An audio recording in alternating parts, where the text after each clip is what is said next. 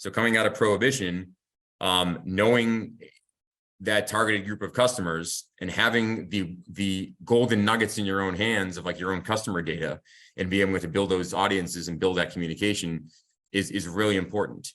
And it's a way not only to enrich like your own customer base, but it's like it grows the industry as a whole.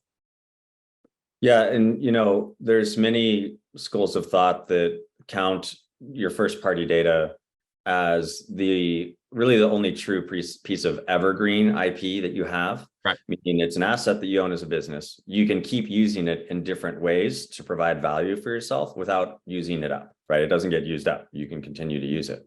And, this is the reason why frequently Facebook advertising works so well, or has worked so well in the past. It's a little different now, but it's because Facebook knows all this information about their customers, Facebook users.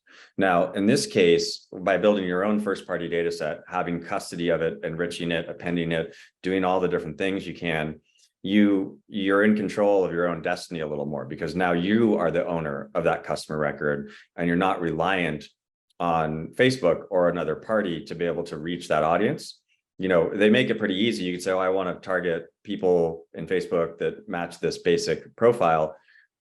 This is the same tools, right, that we're providing. Right. But now you own the tools. You're not renting them from Facebook, and it allows you to do a lot more with it.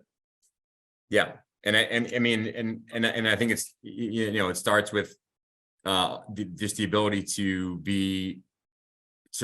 really begin to tapping into, like, I think the more knowledge you have about your customer, the more knowledge you have about your own brand, and just like it's an upward spiral of success. There is that, like, what is really special about your dispensary that people like, and you can begin to make those observations based on like a holistic view of your customer's base.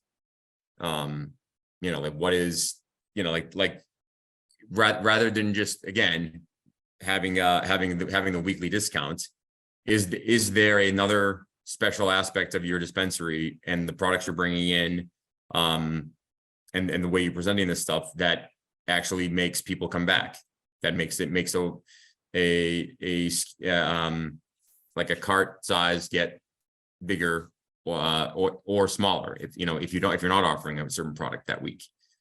And so, like, being able to actually have a view of who's doing what when, at the individual level, again, I think is invaluable. And so then Jake talks about like the value of an asset.